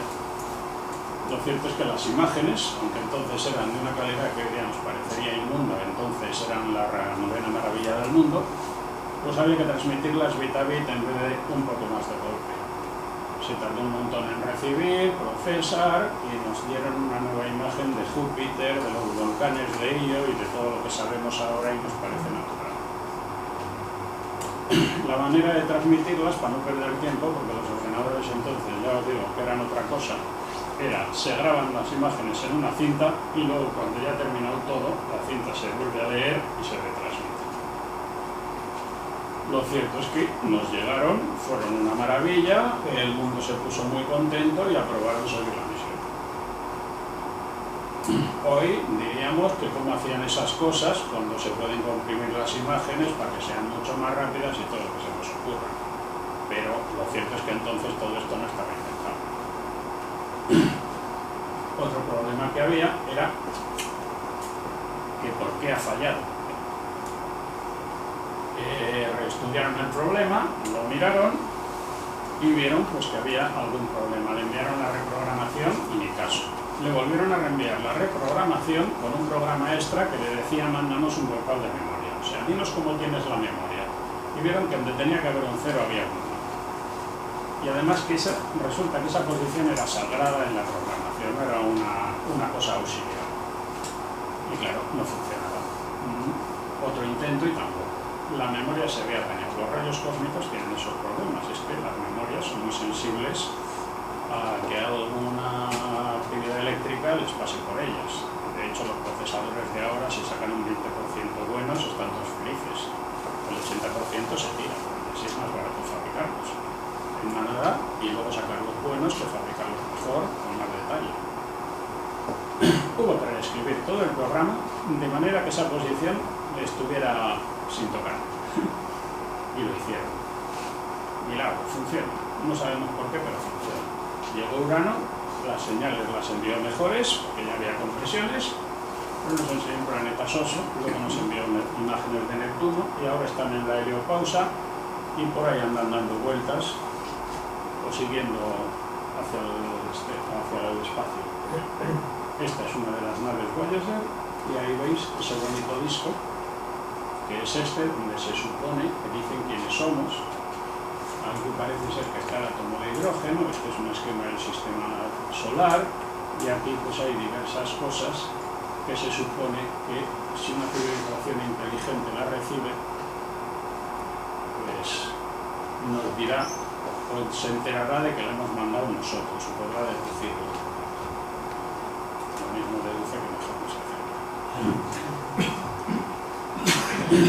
La Galileo es otra que también tuvo algunos problemas.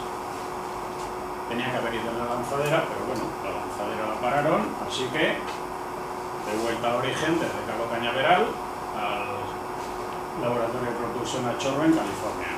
4.000 kilómetros de vuelta en camión, había que parar para comer, para dormir, para lo que fuese, y la tuvieron amontonada en un hangar durante 3 años. Salió en dirección a Venus, aunque iba para el otro lado, por la cuestión de la resistencia gravitatoria y el bajo coste de la energía cuando tenía que estar por la Tierra.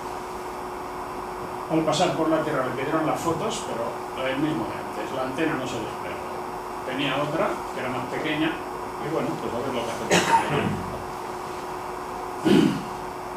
Se dieron cuenta de que con ella pues podían hacer pocas cosas, pero que todavía podían hacer, entonces siguió para allá, a la que iba, pues se acercó a un asteroide, que era Ida, y le dijeron, mándanos una foto, pero como ahora las cámaras ya eran de mucha resolución, pues mándanos una línea de cada 4, para gastar menos. Mandó una línea de cada 4 y vieron que alrededor de lo que debía ser el asteroide, una patata rara, había algo. Dijeron, bueno, pues mándanos la foto entera. Y está en la foto de Ida y Dáctil, que hemos visto todos, de un asteroide con un asteroidito, con su satélite. Y en Júpiter, a donde tenía que ir, pues ya también hubo problemas. La cinta donde se almacenaban las imágenes se soltó del eje. Todo el mundo con cara triste y los que estaban en el sistema, pues mirando para otro lado y a ver si a mí no me tocaba. Entonces, bueno, pues como la gente dice, vamos, antes que perderlo, vamos a hacer. Empezaron a mandarle de todo, nadie sabe por qué, parece ser que se reenganchó solita la cinta, todo el mundo contento. Hubo imágenes nuevamente, aunque salían siendo lentas.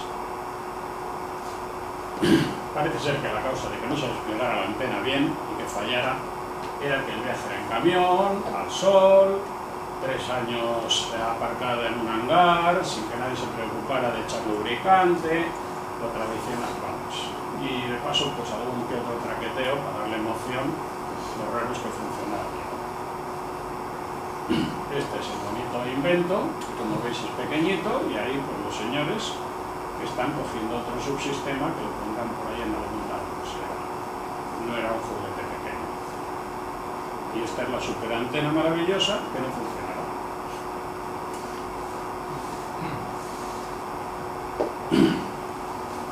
Hemos tenido un gran apagón a nivel histórico. El día que haya el segundo, directamente la civilización desaparece. El evento Carrington también hemos oído todos hablar de él. En 1859 hubo algo y los sistemas eléctricos de la Tierra desaparecieron y dejaron de funcionar. O sea, el telégrafo. Era lo único que entonces había eléctrico a nivel serio. El telégrafo que había en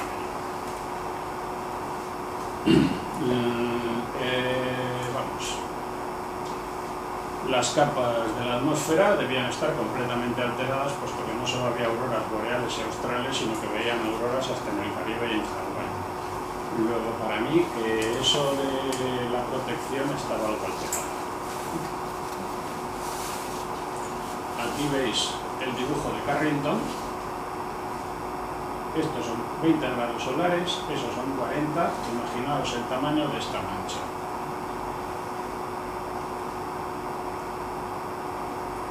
Y actualmente, pues lo que pasaría sería que toda la civilización depende de la electricidad y la cosa sería más grave de lo que nos queremos imaginar.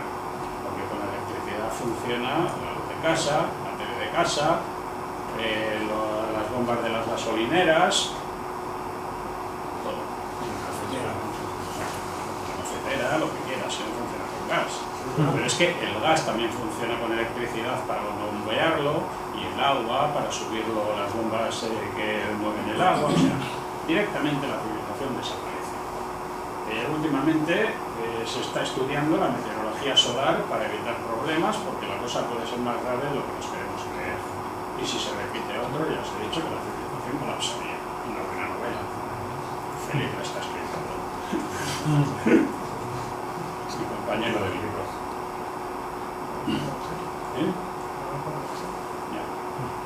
Y bueno, pues los satélites ahora pesan mucho porque todos llevan protección. Aquí tenéis en el 1 de marzo del 2012, ahí me ha bailado alguna cifra, y ahí veis una bonita fulguración que es pequeña. O sea, no sé qué tamaño tiene, pero medio millón de kilómetros y demasiado problema. Normas de qué hay que hacer si pasa esto. A. Conservar la calma. Muy divertido. B. Corta la luz y el gas. Si todavía la tienes. C. Desenchufa todo. D. Llena con agua todo lo que tengas, puesto que probablemente no vuelva a venir el agua.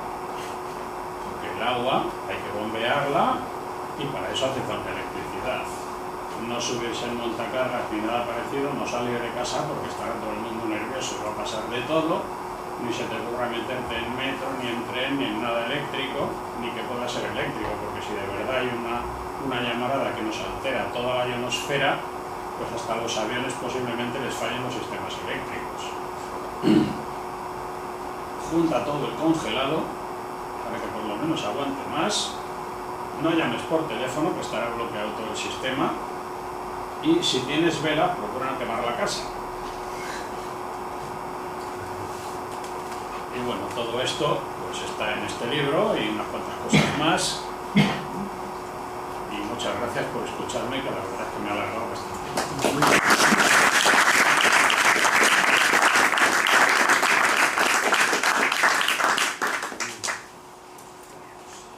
¿Preguntas, dudas? ¿Dudas, dices? Todas. No sé si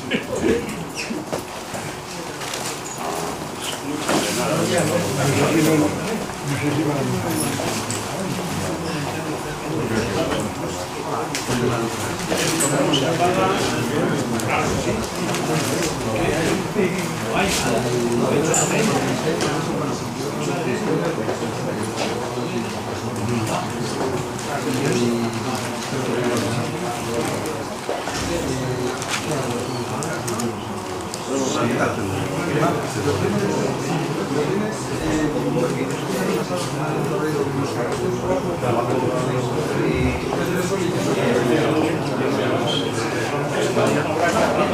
Yo me encargo.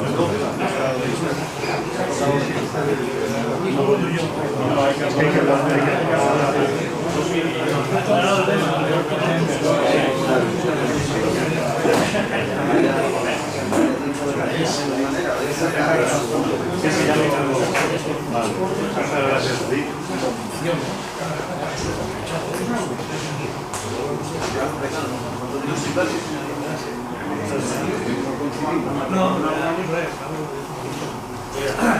dejas esto así?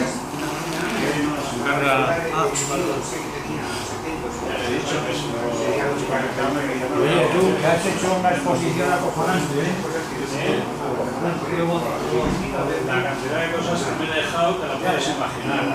Porque aunque todos los cohetes parecían el mismo modelo porque estaban con la misma apariencia externa, de uno al siguiente ya habían cambiado un montón de cosas. Corrigiendo los errores anteriores, como siempre en ciencia, cuando resuelves algo, aparecen otros montón de dudas.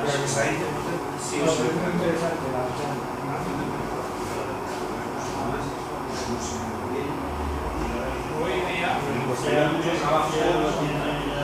que no es una cosa, es una jugada.